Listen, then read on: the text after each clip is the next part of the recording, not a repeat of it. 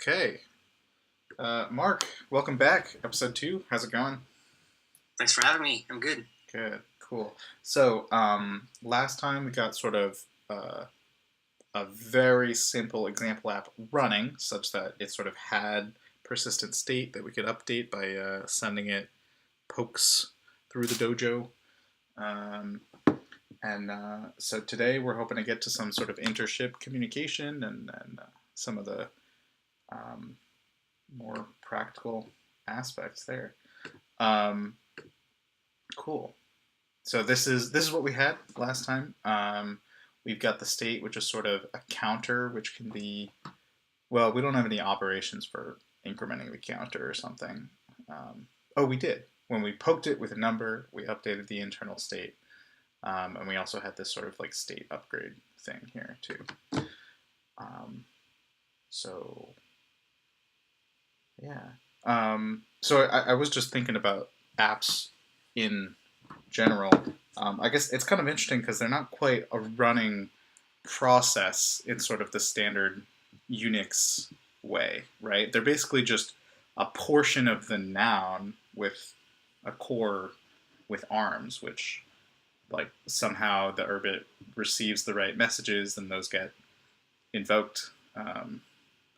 But Right. I mean, is like how do you kind of think of them at a high level? They're basically just state machines in a sense, Mm-hmm. in that like they're only running uh, in the moment that they're like processing an event they've been sent. Right. Um, just like Arvo itself generally. Mm-hmm. And without events, it just sits there doing nothing. Mm-hmm. Like there's no background process in that sense. Cool. And so is poke the right word for those events, or is it a subset of the events, and there are other kinds of events also? Yeah, poke is just one kind of event. Mm-hmm. So, for example, a poke would be like an action you send to your application, or some piece of data or whatever. Mm-hmm. But then, if your application itself is sending a poke, it may receive a poke acknowledgement event that can tell you if the poke succeeded or failed. Mm-hmm. And that then is a second kind of event that you may want to tie some logic to. Okay. Are there? There's also things like subscriptions and responses you get from veins for things you asked for, that kind of stuff.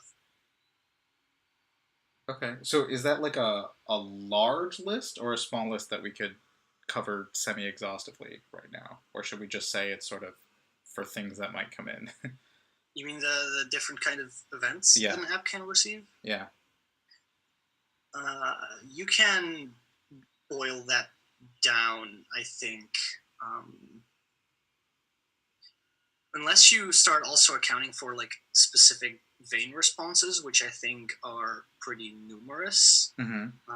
But like for basic Gall level operations events, you have, as we've seen here, the poke, Mm-hmm. which can be poked with different marks. Mm-hmm.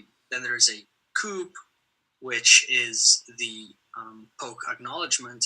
So if we send out a poke, our coop arm gets called with the success or failure. Mm-hmm. You have a peer arm for incoming subscriptions. Let's see, a reap arm for the results of outgoing subscriptions.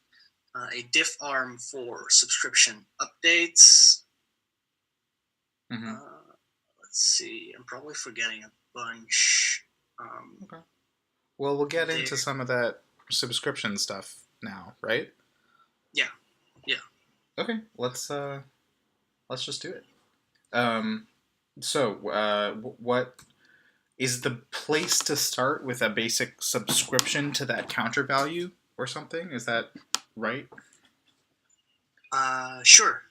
We can totally build a subscription around that, so that another application may like look at our state and receive updates whenever it changes. Okay, cool. So should we make another app in order to facilitate that? Sure, we can make a client app for this. Just to have the code like nicely separated. Yeah. Are there any I can just use a hyphen in the file name, no problem, right? Sure, yeah. Cool.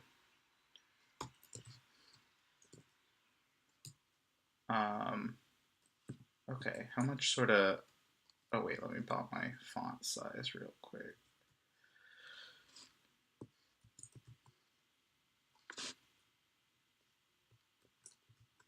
Wait, how do I...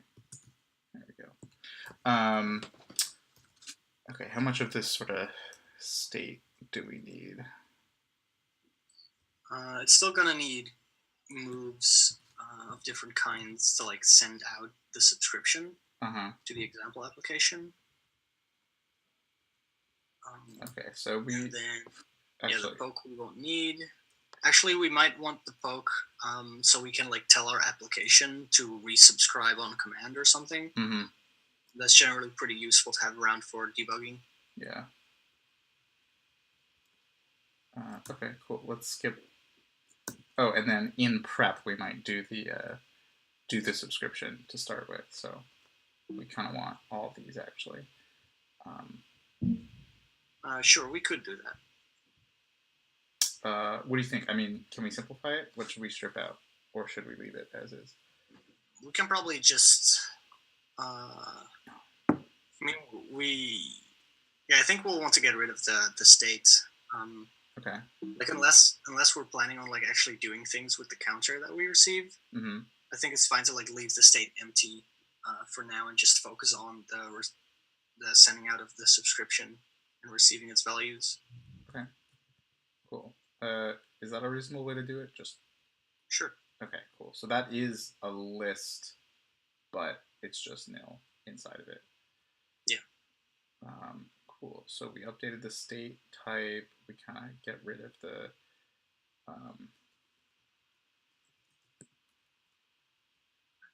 stuff going on here. Oh, geez. Okay. Well, it looks like it wasn't related to my wireless keyboard. It's just my computer, but... Endless screaming. Yeah. Okay, simplifying the poke. State, return this prep. We'll also do sort of nothing in the prep right now.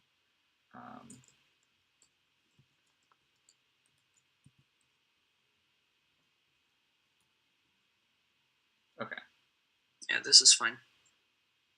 Cool.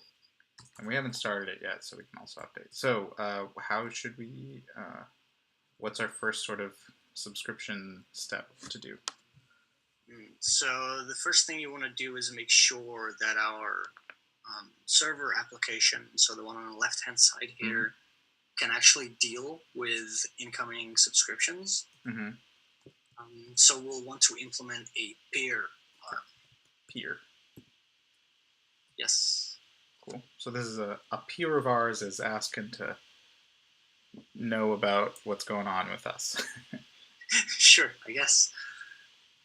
So this is a gate that takes, I think, just a wire. Let me double check that just to make sure I'm not lying to you.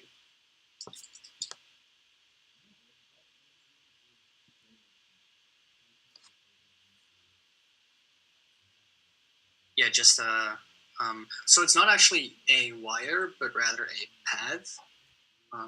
They're the same, like under the hood, they're the same type, but they have a different name to like distinguish between wires, which are like local references, and paths, which are more like descriptions of the thing you're pointing at. To give an example, a wire would be something we would set internally to identify the different subscriptions we have outgoing. But then each of those subscriptions is pointing to a path inside of an application. So it's like saying access this resource. Okay, so I mean it's a little like URLs to a remote server would be a path versus a local file path would be a wire. Sort of, yeah. We'll see them in action in a little bit. Everything's sort of in Urbit. Always and forever. Yeah. Okay, cool. So it takes a path. So what is this path? Is this the the remote app that is asking, or like some pointer into a certain part of the remote app that's asking for the subscription? So this is actually what the remote app is asking for. Oh, okay. So they subscribe on a path. Okay, so it's a little like the request URL, sort of. Yeah, it's a URL, a resource identifier. Cool. Okay, and so that's like a sort of a list of segments, basically, right? Yes. And so is there some sort of standard prefix to that, or is it totally defined by our application how these paths work? Yeah, your application is free to define what resources it makes available under which path. Mm-hmm. Okay, and so, and then on the other side, do we need to somehow, does the path have example in it, and that, but then that gets stripped out for, So example doesn't need to be in the path because the application just tells Gall to target this subscription at the example. So while under the hood, that is encoded in a path of some sort, on the application level, you don't actually deal with it. mm-hmm. So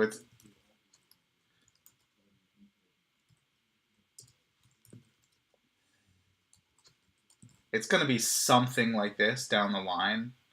You specify the ship and the app and the path.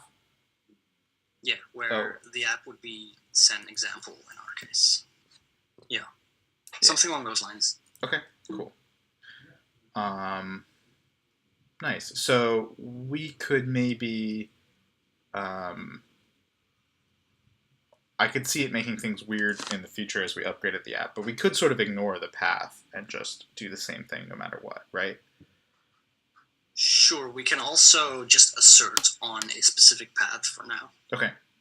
And be like, oh, anything else crashes, and so the subscription won't be successful. Okay. So should we make a subscription path like counter value or something? Sure. Okay, and then we assert with something like that. Is that assert? I can't remember. No, so you want what gar, right angle bracket? Yeah. Yes. To assert that it is true that what tis, so a type check. You can also do an equals, like in our specific context, it doesn't actually matter. But if you do a type check, you can be more like vague about what the path needs to look like. Mm-hmm. So you can be like, oh, the path needs to have 3 segments, and then later on in the code we'll parse those out and turn those into values we can actually work with. Mm-hmm. But for now, you can. It's probably best to do a what tis and then type check for path to equal the constants counter value and then sig. Counter value sig. I don't know what you mean by that. So first of this is the type is always the first argument to the what tis. So it comes before the path. Okay. And then you'll want to write a cell of 3 values. Okay. Which is the constant for counter, so send counter. And then send value. And then sig. Okay. So this is a path with this is a path with 2 elements, basically. Mm-hmm. And this is a value or a type here? This is a type. Okay. I thought that what tis was I thought that was value equals compare. Is it type equals compare or something? Yes, it's a type check. Okay. What am I confusing it with then? You might just be confusing it with tis. or dot tis, I suppose. Dot. Okay. Yeah, Which you'll see dot tis there. has the irregular just equals open parenthesis, right? Yeah. Okay. Cool. So, um, we check that it has the type of constant, which is this, and it's W, which I named that because we called it a wire, but we'll call it P because it's a path. Something you may want to do here to have clearer variable naming is have the variable name default back to the type name. So if you leave out the P here before the equals, but still include the equals, then that puts the value of that type under the face path. Okay. And I could see that making it harder to reference the type later, but usually it's fine. Yes. But you can work around it somehow, I would assume, if we needed to. Yeah, like in simple cases like this, it's nice because it gives you like the most obvious variable name you can get for the type, basically. Yeah. But in other more complex cases, you can definitely end up in situations where you're shadowing the type, even though you need it later on, which is not desirable. I've been trying to use it more. I think it definitely has its place. For example, here, but I wouldn't rely on it all the time. Right. Now, sometimes you do get explicitly put into type space, right? If you use one of these structure runes, like the parser is now looking at this as types as opposed to values, right? So would this reference the path type in here? No, because that is a face that would get resolved, and the first thing in subject with that face would be the value still. Okay. So it would be like, hey, we expect a type here, but you gave us a value. What the hell? Okay. All right. Okay, so discarding that, we've asserted that the path. So now, what do we actually do in a pure arm? So since Gall keeps track of incoming subscriptions for us, we don't need to manually add this to our state. Okay. But we may want to give the subscriber an initial current value of the counter, because that is what they subscribed on, and while we will eventually tell them about updates to that value, they may also want to know the current state of the thing. Right. So we can have an initial response in this somehow. So what do we do for that? We'll need to define a card.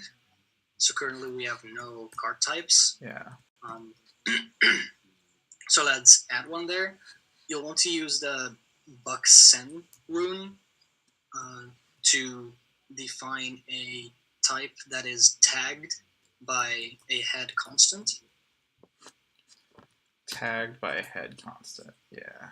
So we'll do something like.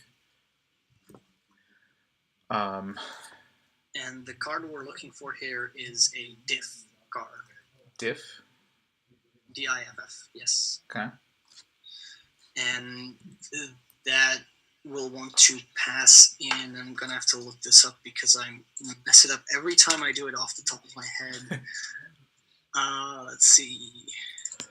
A card will want a mark and a noun. So in our case, because our application is only going to be wait, hang on. I might be saying this wrong still. That card, what should it look like? Is that it? Yes, that is correct, actually. I'm second guessing myself because the other card types take a lot more like data inside of them. The diff arm is the diff card is the one of the few exceptions for reasons we'll see soon. But in our case, yes, we can just make that always an atom. since we'll only be like giving a number over our subscriptions. Cool.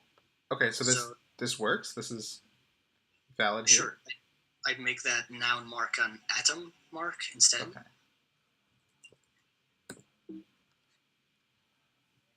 And that should be valid, yeah. Cool. Okay, so now we've defined that card type, and so we should. What's the return type we should be doing for peer? Is it just a card, or is it sort of a card and new state somehow? No, so for peer, it's it's the same as every other arm. Mm-hmm. So a list of moves and potential new state. So you can cast this to return also. And then the like we're currently fine producing the same state, so just this. Mm-hmm. But then for the list, we'll want a single card or a single move rather.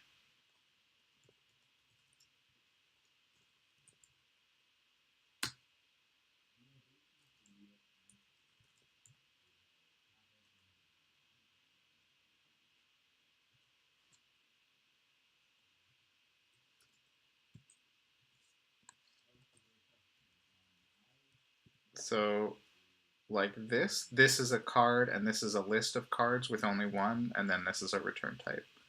Yes, but remember that we want a list of moves instead of a list of cards. Okay. How do we turn a card into a move? If you look on line 6, you'll see that a move is just a card with a bone in front of it. Uh-huh. You mentioned last time that a bone is kind of like a reference to a socket, in a sense. Uh-huh.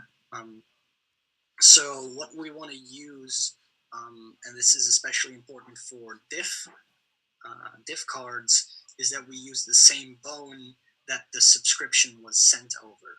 Uh-huh.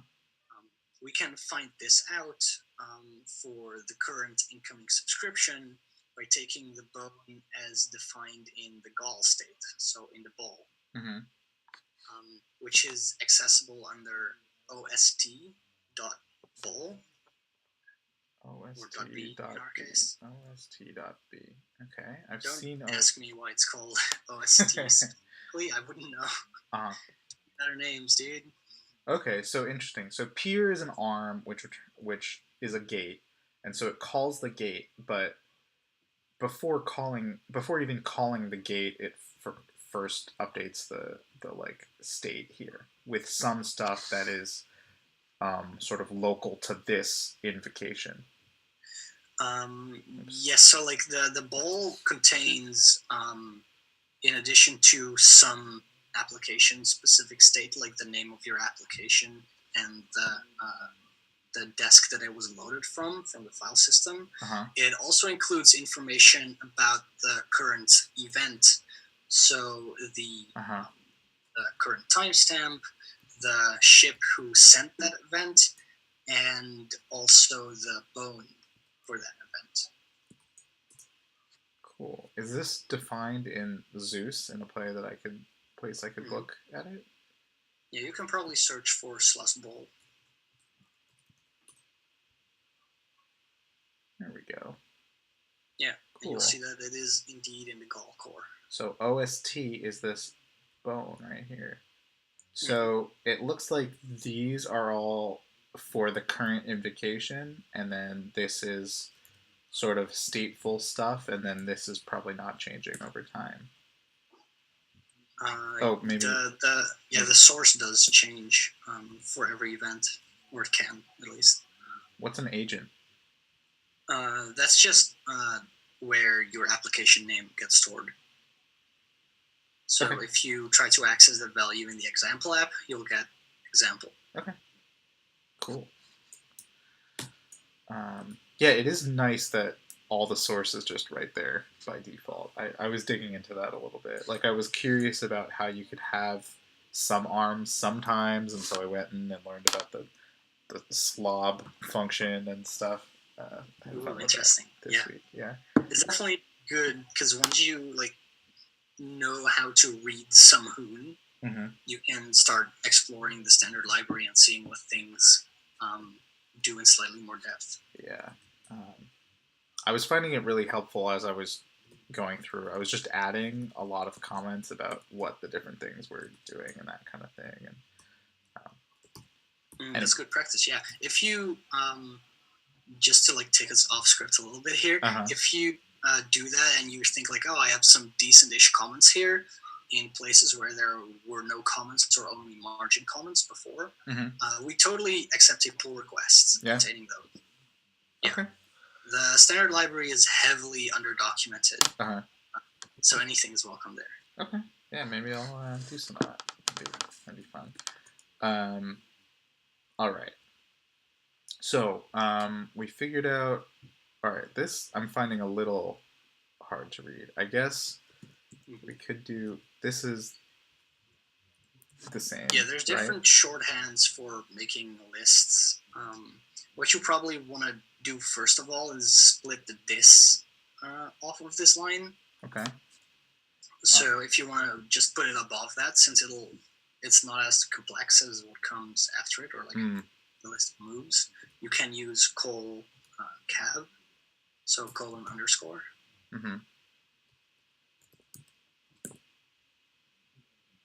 Yeah, colon, not question mark. Oh, right. There. And then, the list shorthands are fine to use. I think you can take out the outer brackets on this one now. So. And if I recall correctly, if you prepend a sig, that means everything inside of this is a single item in a list of one item. And if you append the sig, so put it at the end, that would mean every noun in that cell is an item in a list, which is subtly different. But the first is saying make a one-item list, and the second is saying turn this cell into a list. Or rather, not necessarily turning it into a list, but adding a sig to the end so that it more closely resembles a list at least. Right. Okay. Well, I will play around with that more in Dojo to get familiar sometime later. But okay. If you want to go for ultimate clarity, you can use col sig, and then just do your list. Right. Yeah. One item. So this is our, what's it called? A move. This is our single move. So then we close it like that. Yeah. Maybe it's normal to put this on the next line like that. It's actually more normal to put it on the same line as, like this. Yeah. You'll see that pretty often. We do it in state also. The state type. And further ones would just be matched up indentation-wise like this? Yes. Cool. Okay. Nice. So we do a move. We don't update the state. This seems correct, except that maybe we're missing the incremental update arm you're talking about also. Yes. So incremental updates aren't actually an arm. Your application just produces the moves for them whenever it needs to. So if you can go back to the bowl in Zeus that we were just looking at, you will see that in the bowl there is sub/bit, so incoming subscriptions. Quick note to everyone watching, the wex/boat outgoing subscriptions isn't actually tracked by Gall, and so you'll always find it empty, regardless of whether you have outgoing subscriptions or not. It's like a placeholder, or used to be used, but isn't? I think it's just a placeholder still, but it's been there for years now, so I wouldn't hold my breath on it. But yes, the incoming subscriptions, if you look up the type for bit, you will see that that is a list of, or maybe even a map Mm-hmm. of the the different subscriptions and all the data associated with them. It might be in hoon.hoon if you cannot find it here. No, it's right here. It was just immediately above. I'm blind. Yeah, I mean, I was also surprised by the search. I was like, wait, where'd my cursor go? And then a bone is just like literally an atom, right? Yeah. Yeah, okay, cool. Incoming subscriptions. So outgoing subscriptions are those subscriptions we make to a different app, and incoming subscriptions are other apps that are subscribing to us? Yes. Cool. Okay, so all right. Why did we look this up? We looked this up so that we know it's in the bool state, and now whenever we do the counter change on line 18, we can look up all of our subscribers and give them all updates. Okay. Cool. So then, should we? Is it standard to sort of like add arms for each of the kinds of updates you want to do that would make the right moves, and then we could just call that in poke? Yeah, that's very sane. Cramming all that logic into the poke noun arm would be ill-advised. Uh-huh. So we'll call this like update counter or something. Yeah, you might want to go with send counter update, maybe. Sure. And then you can just have that take the new value. And then produce a move for every subscriber, so a list of moves. List of moves. Oh, okay. Yeah. A list of moves. Move. Great. So, and then that's a list of moves, which is what we want to do. So here we would do send counter update value. And once we make it, this should work. Yeah. So now that we know I forgot the name of the thing already. Like the list of subscriptions in the bool. The bit? Yeah. Oh, sup. Yeah, that makes sense. Sup. So since the sup is a map, we could iterate over it while it's still a map, but that would give us a map of moves. Instead, what we'll want to do is turn it into a list and then transform that list. Okay. I think. Oh, jeez. Hold on a second. Okay. I vaguely remember there was just a map over values and produce a list, but maybe I'm wrong. In the standard library. Yeah, there is. Hoon.hoon. And I remember map operations is 2i. Oh, jeez. Hold on. Splits, delete, difference, axis. The key repeat is so bad when I'm trying to navigate via key stuff. Okay. Yeah, so I don't have good referencing ability right now. So let's do whatever you say we should do. Sure. Definitely for the viewers playing along at home, definitely fact check me on this. Maybe there's a cleaner way to work with maps days. But what I would usually do is tap by sub.b Tap? Yes. With just 1p. You sure you don't want 5Ps? They're kind of attractive, but I'll leave them for now. Okay. So tap. this, as currently written, turns our map into a list of key value pairs. Okay. And then we can use the turn function to transform that list to whatever. So because turn takes 2 arguments, you'll just want to use sen lus here. It allows it to split it up nicely.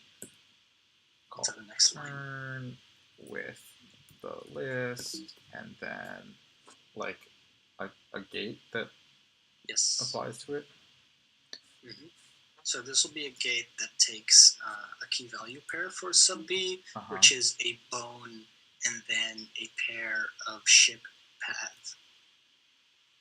A bone and then a pair of ship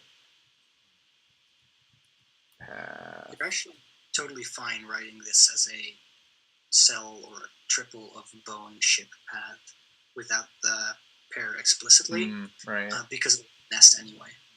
Right.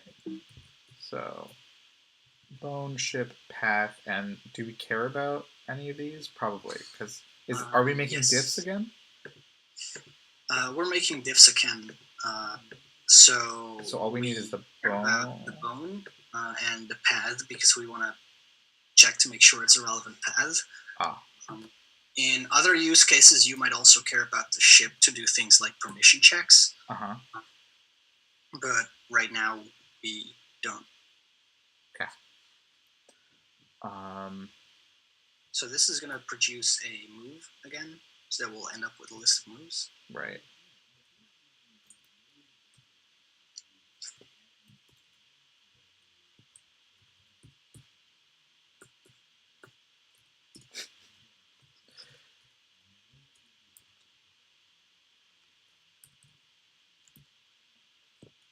I guess we're doing value here. Boom. Done, maybe? That looks sane. I would definitely add a cast to that gate. This inner just one. To make sure that, just to make sure that if it nest fails, it's like very clear about where the issue is. As a move, right? For readability. Yeah. Yeah, this seems good. Cool. How about we try and see if this compiles? Yeah. I'd be surprised if it compiles correctly the first time we try. Yeah.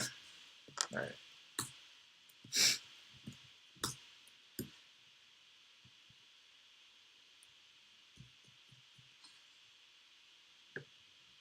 Oh, you made changes to Zeus also? Oh. Oops. Well, I think it was just comment, but... Yeah, it'll register that as a proper change and rebuild everything for you.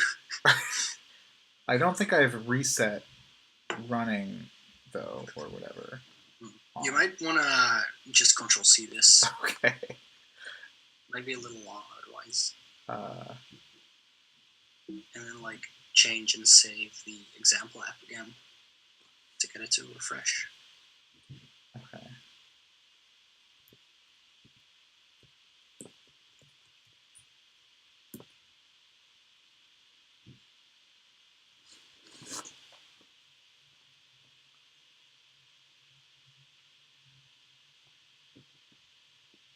Is it not picking it up as a change? I don't know. I think it's just mad that I interrupted it earlier. That's probably fine. You might just want to add a command line somewhere in the middle, wherever.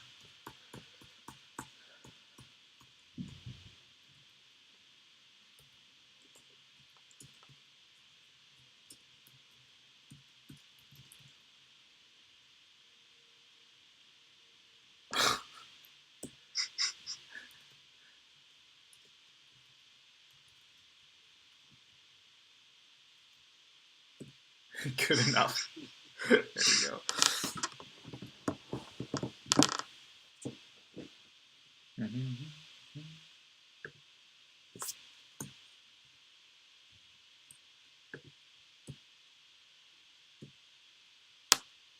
was definitely written. I'm not sure why it's not picking up on that.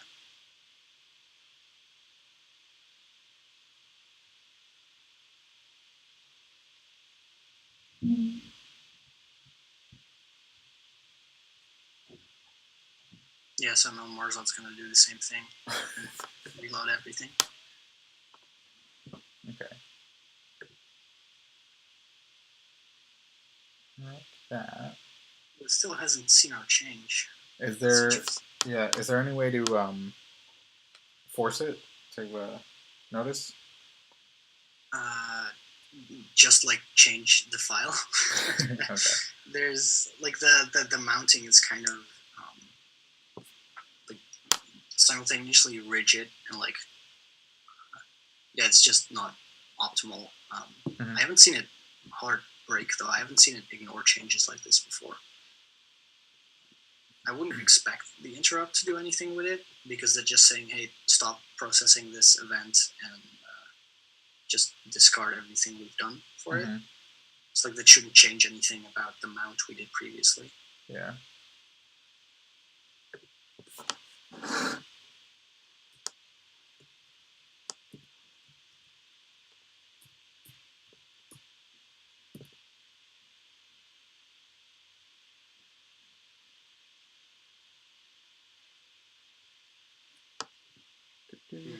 It's not having it. You might just want to save it under a different name then. Maybe that'll kick it up.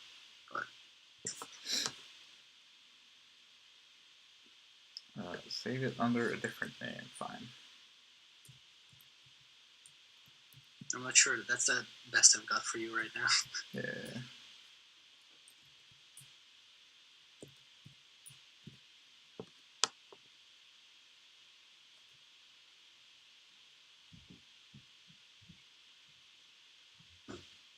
Did it actually write as X2?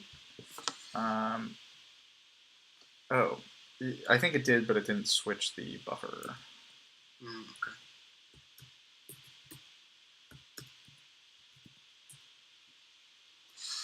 Yeah, there is X2 there.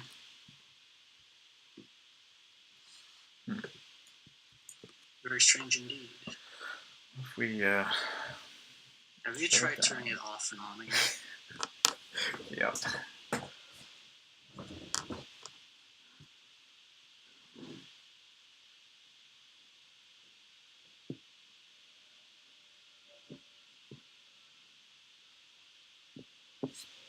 Yeah, like if there's like turning it off and on again shouldn't do anything on Urbit, but sometimes there's just processes that can be kicked by doing so. Hopefully this is one of those, but who knows?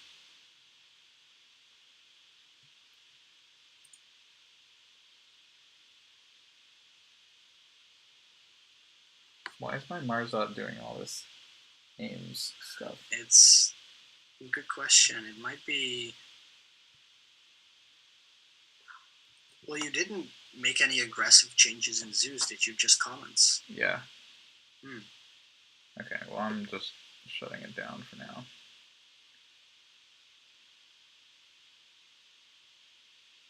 These are definitely the joys of Urbit development. Yeah. One step at a time. You might just want to start up a new Figzot then. Sure.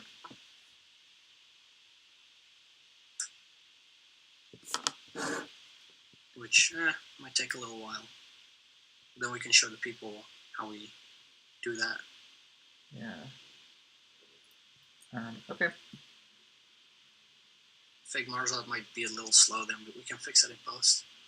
Yeah. Okay, they're both shut down, so I will archive this Zod. Zod grade 2. Didn't do anything interesting in Marzot, so I'll just delete it. And now we Urbit -L -F Zod.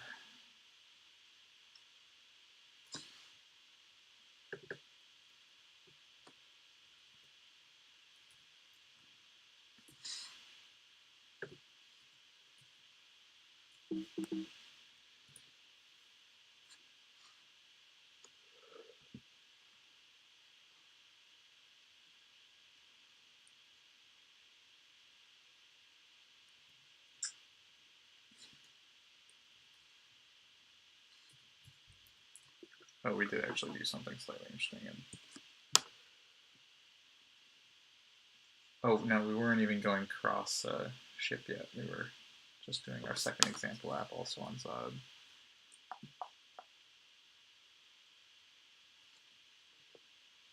Mm-hmm.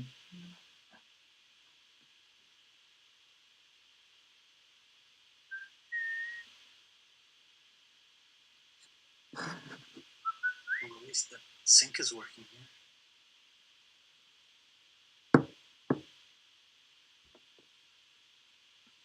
What's it supposed to say under? I never can read this whole message because it's always under Awaiting hood. Awaiting, okay. But like the timer placement. You can see that up here.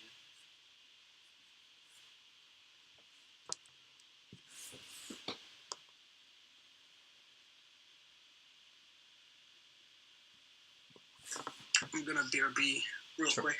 Sure. Get some more water. Yep.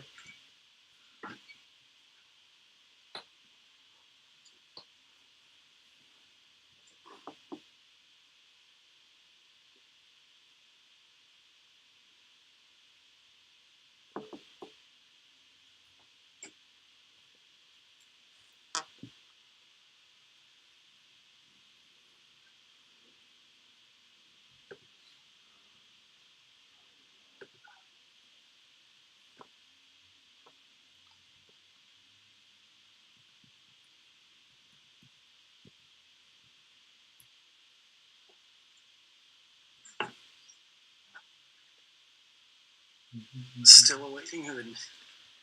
Yep. Bane hood. Baning hood. Mm-hmm.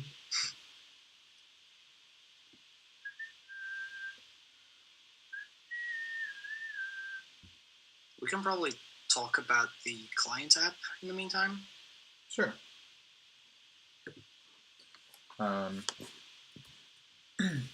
right, so how do we make a subscription to our example app? So making a subscription is just a different kind of card. Mm-hmm. So instead of a diff card, we'll have a peer card.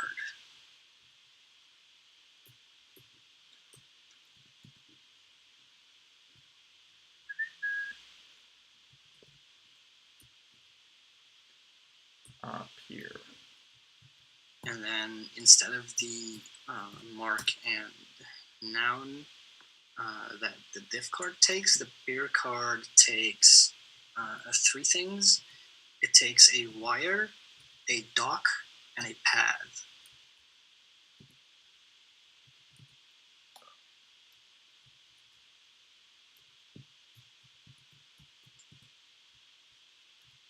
So the wire here is, as we mentioned previously, like the wire and path are different in that the wire is the internal reference for this application to point to that specific subscription. Mm-hmm.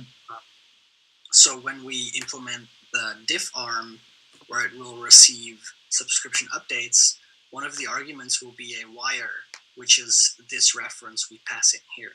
Mm-hmm. The path, on the other hand, is the subscription path, like basically the quote-unquote URL of the resource we're subscribing to. And then the doc is a pair of ship and application name. Mm-hmm. So we can say, oh, we're going to subscribe to Zod's instance of example. Okay. So we might do something like...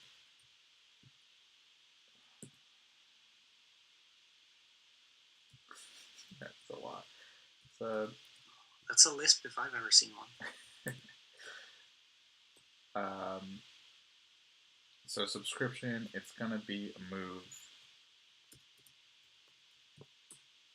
and it's gonna be a peer, And our wire can be anything we want it to be, so, right? It can just be like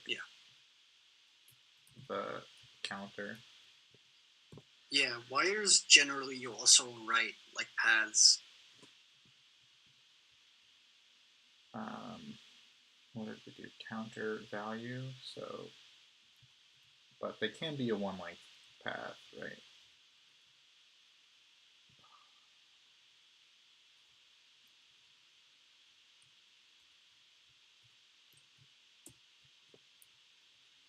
No counter.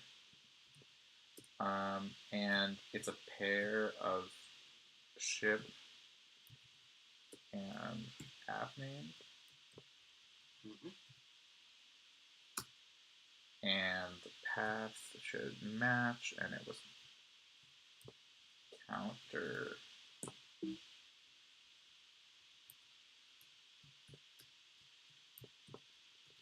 value. Now, is this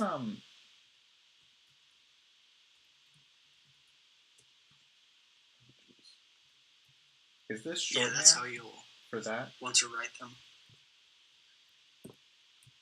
Just like that? Yeah, it basically creates the same structure. Like it's a list of constants. Uh-huh. Okay.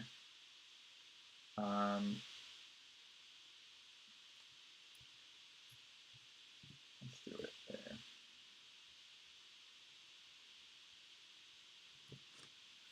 Okay, peer remote counter. So example, maybe for consistency, you do this. And for the wire also, yeah. It's much cleaner. So then this should make that subscription move, and so we could. Right, but this is still not a move, right?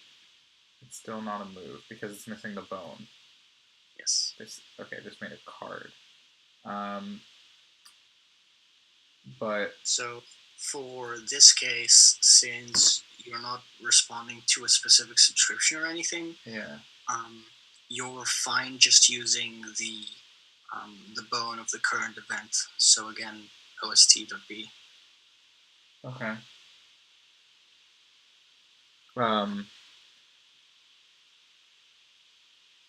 Will we sort of like not really need to reference that bone again later, or will it be accessible by some mechanism later?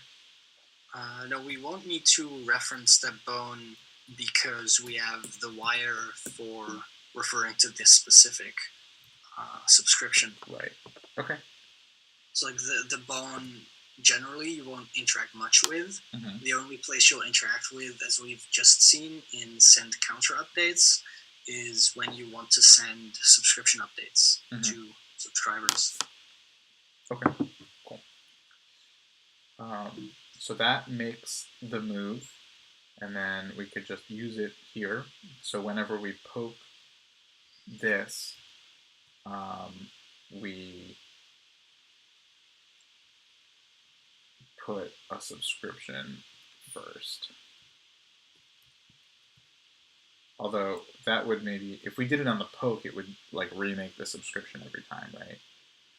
What happens if you can you end up with duplicate subscriptions? Yes. You can send the same subscription. I think if you, if you send the exact same subscription move, so like with the same wire and everything as we're doing here, I think Gall picks up on that and like deduplicates for you, or at least you don't get like updates equal to the amount of subscriptions you have. At least that's a behavior I've observed in the past. So like you should be safe-ish to like subscribe again on every poke. I wouldn't call it good practice though. Right. I assume there's another move to cancel a subscription on a wire. Is that right? Yes. Okay. So for now, we can. So if in our prep arm, we could do it if there's no old state, we know we're booting for the first time, and we could make the subscription. Right? Mm-hmm. That's a reasonable thing to do. So if what's the like inverse of? Is there an inverse of what? Yes, there's an inverse. It's what cat. So Cat. What's cat? The up arrow thing. Oh, cat. Yeah. Yeah, cat. So what's even there's a proper word for that. What's it called? Caret. Oh, caret. Yeah, that's it. Yeah, C-A-R-E-T, caret. Yeah, so that's saying, instead of checking if all is null, we're checking if it is a cell. Oh. Right. So that's actually not the inverse of what sig specifically, but rather of what pat, which checks if something is an atom. Yeah. But for the unit case, yeah, that is your inverse. Oh, because it's a unit specifically. Okay. Cool. Let's see. I'm gonna think in terms of this, and then just flip it if necessary. So if old state is nil, then we do want to do the subscription.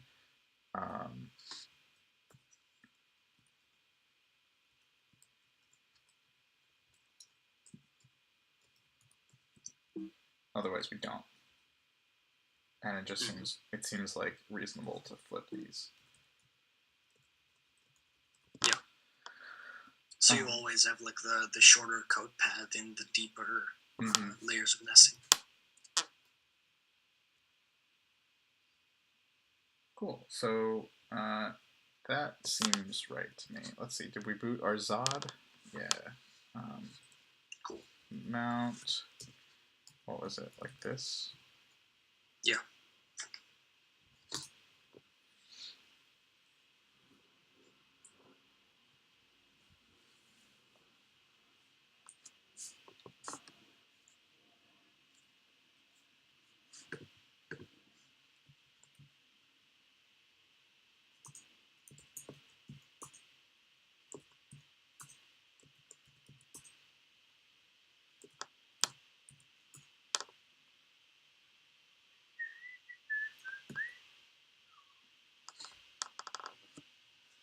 Once that's mounts, I'll copy in the files from the old Zod, and we'll get it. I was gonna say, where did you didn't save those in this Zod, did you? No, I just saved them to, whatever the handle was that Vim had to them, which I moved the folder, and so the saves just go to the new place. Oh, okay, cool. So they're in archives somewhere. Okay, so now Zod should have a base in it. Yep. It should have the stuff in it, which it does. So we will copy archive Zod stream to base app example to Zod base.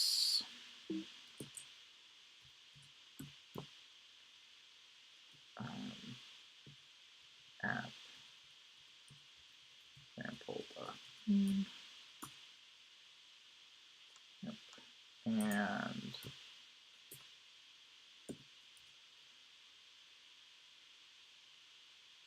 similar for example client.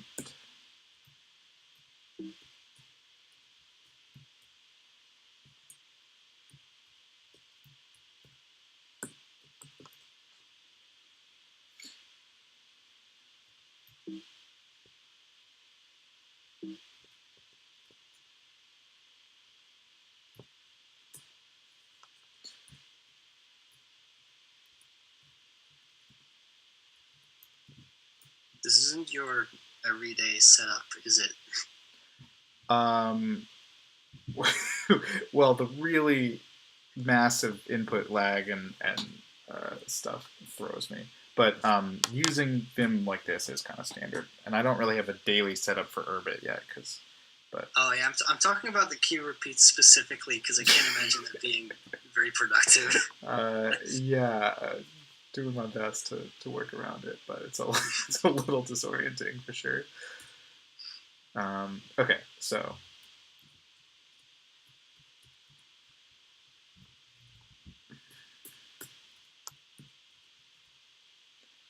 No, specifically, it's when I'm like streaming stuff. Oh, I see. It starts to kick in a little bit just with screen share stuff when I do Slack calls and stuff, but oh my god, I have to get. Maybe I should just get like I mean, it's like a 2014 MacBook Pro. It's not like a flimsy machine, but Yeah, that should be fine. I haven't had this issue, at least on my 2012 one, so... I mean, maybe I have some weird combination of software too. Like, I've, installed a few things to like rebind caps lock, and I don't know. I've had like in 5 years you do install like a weird set of software. So yeah, I feel you. Whatever it takes to make it feel like home, right? Yeah. I'm gonna get used to this key repeat stuff. I'm gonna have to find something to do that randomly. Okay, so we do have the saves of example and example client. I don't know why it's banning right now. But once it does, we'll start the example app and see if it compiles correctly.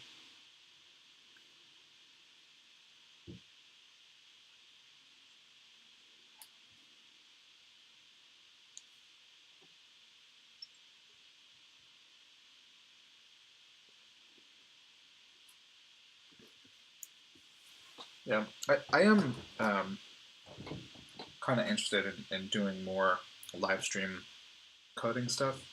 I like the idea of people asking interesting questions and like always causing cool tangents and stuff. So if I'm serious about that, I should get a computer that works well for it instead of lagging out. But and you can maybe work it into your brand, be like the key repeat stream or something. Yeah, frustration is good for you. It builds character. Precisely.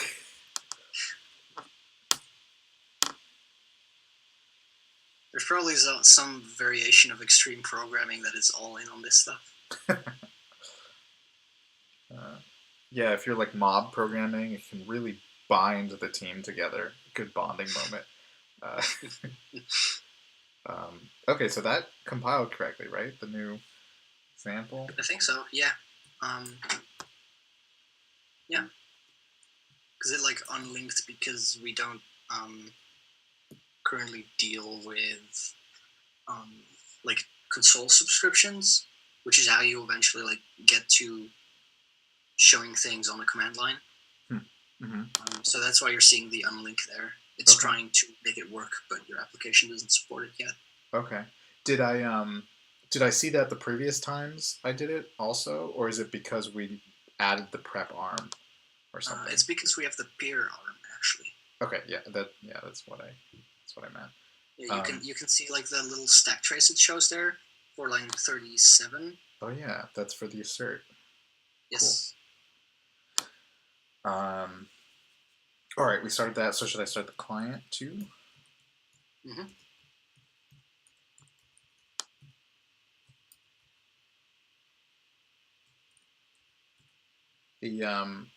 The Urbit being slow to register my keystrokes is like working around the keyboard key repeat stuff. All right. Okay, so we're seeing some interesting things here. Yeah. This is the kind of output when you'll see when Gall is trying to call an arm of your application, but it's either not finding it or it's not giving an expected / sane result. Okay.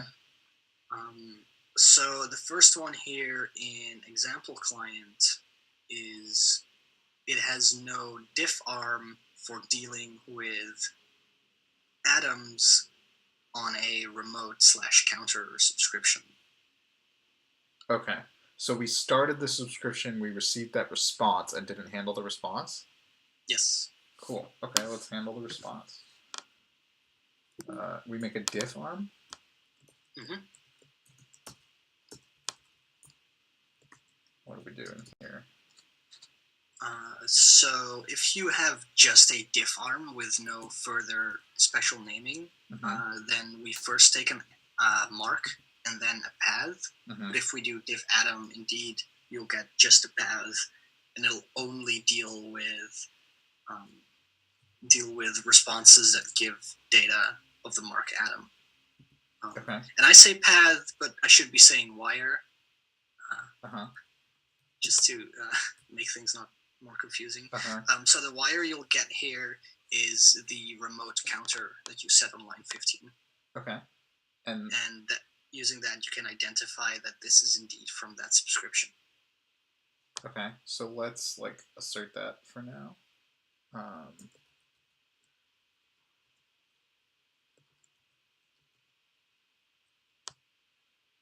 What did I do? Remote counter.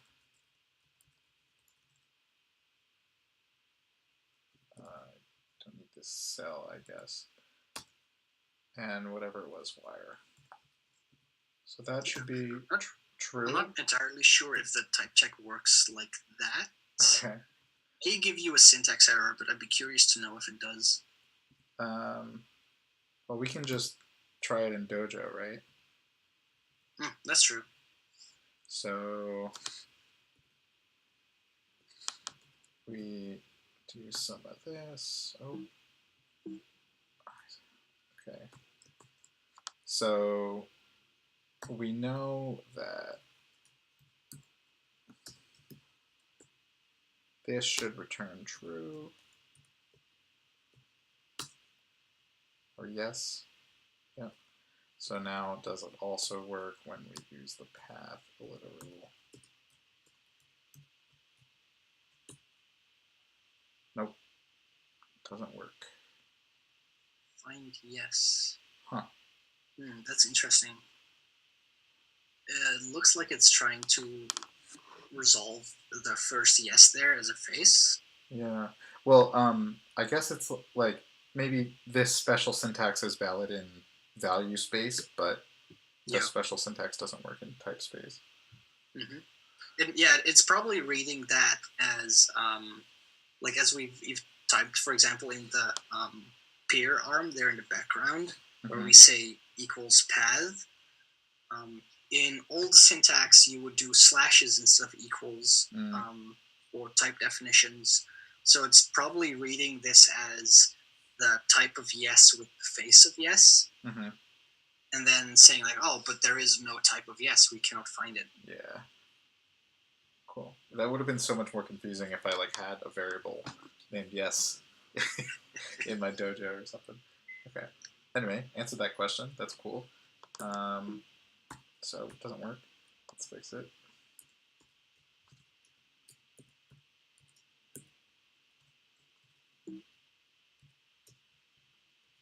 Boom.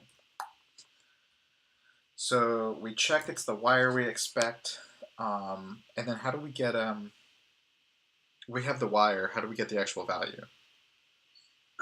Oh yes, that's the second argument to the gate is the value, which would be of type that mark resolves to, quote unquote resolves to. So atom. In our case, just an atom. So now we can just print out val, and then we can do no moves. Yeah. You probably want to, just for clarity, prefix that printf with some string that says, oh, hey, this is from the client app. Yeah, what's the best way to prefix with a string? I know there's interpolation and I can weld. You can do client plus, which is shorthand for turn this into a cell where the head is the constant client. Okay. Oh, okay. Cool. Yeah, I've seen that around. I figured it was some dispatch to something in the interpreter I didn't understand, but okay. So this just makes this. Yes. Yeah. Cool. All right, print that. Don't do anything. Boom. Save it. What happens? Probably nothing, because I suspect our subscription died when we failed to deal with it appropriately. Right. So then we'll update our like poke arm to do the subscription when we poke it. Mm-hmm. Also.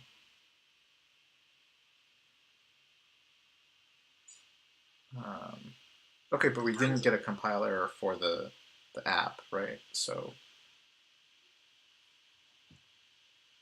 yeah, we're good. It's still going though.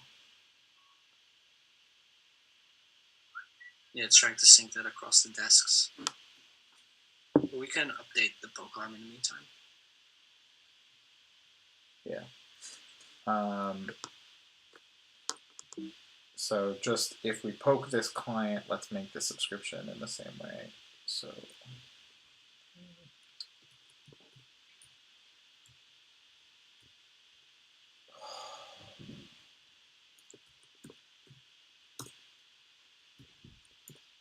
Are you suffering yet? yeah, well, you gotta suffer before you're compelled to fix it. So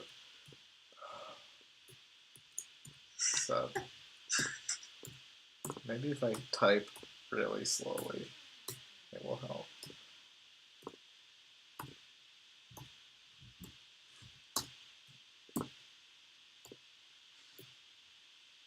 Okay, bam. That should do it, right? That should just subscribe when we poke it. Mm-hmm.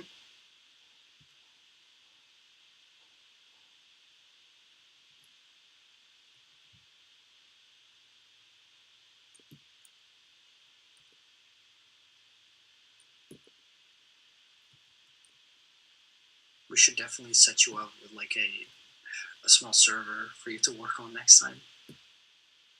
That might be. Oh yeah, because then my local streaming stuff wouldn't affect all the compile times and stuff.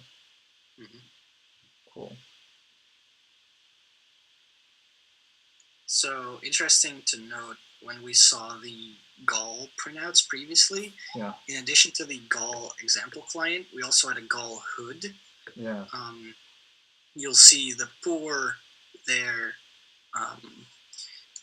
because of the way Dojo works, and I'm gonna like disclaim this with that the fact that I think this is how it works.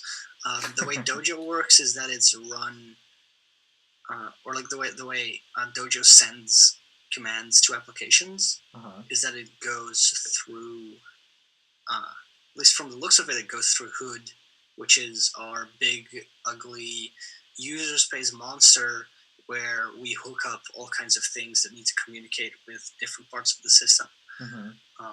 It's the kind of stuff that happens under the hood. Get it?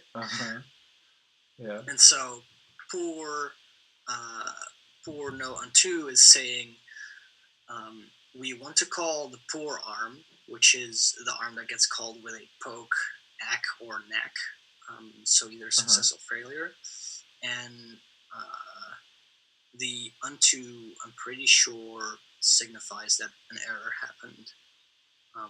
So it's trying to poke Hood, or like trying to send Hood an event, but it doesn't know how to deal with it.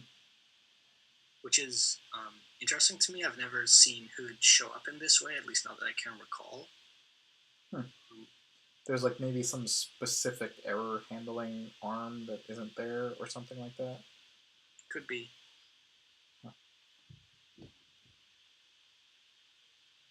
I mean, maybe that because it happened as a consequence of us starting the app, not poking it specifically. So there might be slightly different logic there. Right.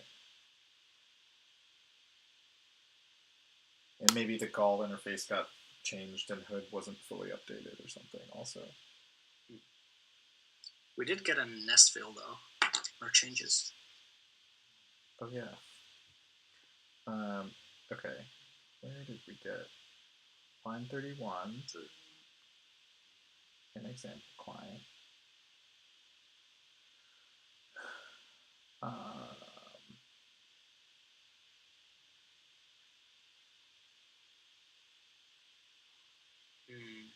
What? That's interesting.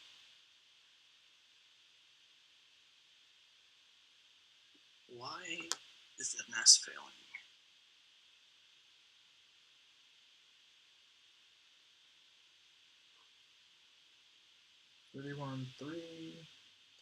Yeah, that's just the entire line.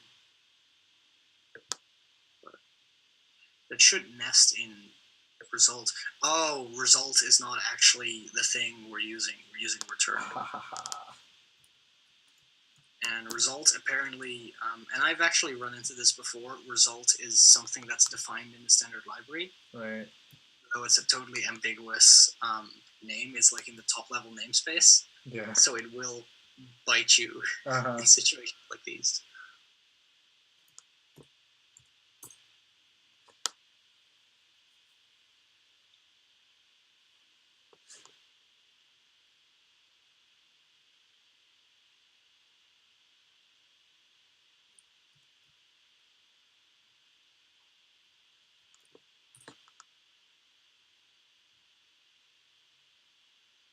Alright, that looks like it compiled this time.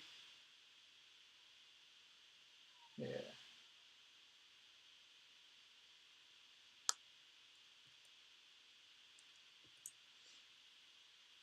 Still so much time on syncing it though. That's interesting. Yeah. Well, I'm curious. I want to go look at result now.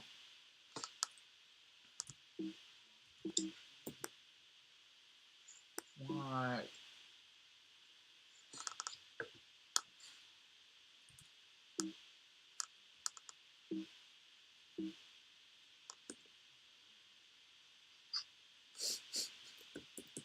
Stop! Oh my god. Okay. Oh no. We're almost done. Okay. Keep it together, Aaron. Keep it together, buddy. We're almost through. Gonna have to go find the most top upvoted Stack Overflow post of all time. How to quit Vim when your keyboard is spamming repeat key presses.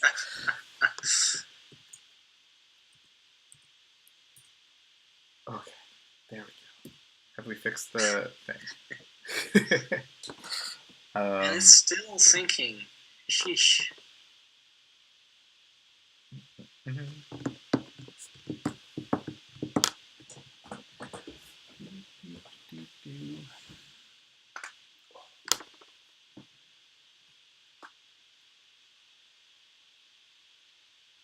Let's just pull up the code one more time in the meantime. Have a quick look to see if there's anything else we forgot before we have to go through this all over again. Yeah.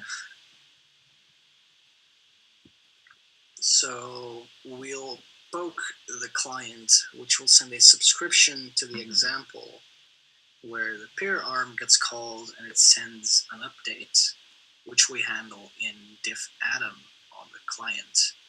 And then for every poke we send to the example, another update will be sent. Yeah. Yeah, this looks good. Cool. So if it's running, we should poke the client and then poke the server with a new value, and then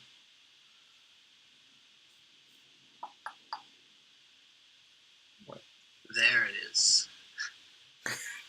Oh man, I typed result like 5 minutes ago. All right. Okay, so some syncs finished.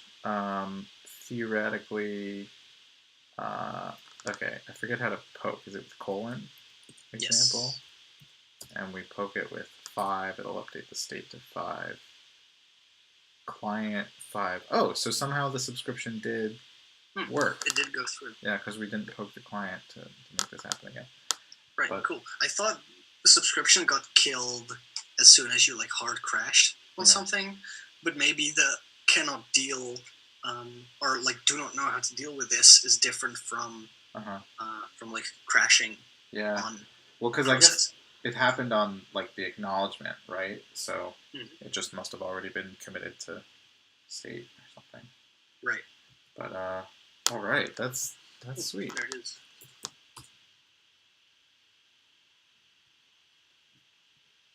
If you poke it with the same thing again, I guess it will still run the whole thing. Yeah.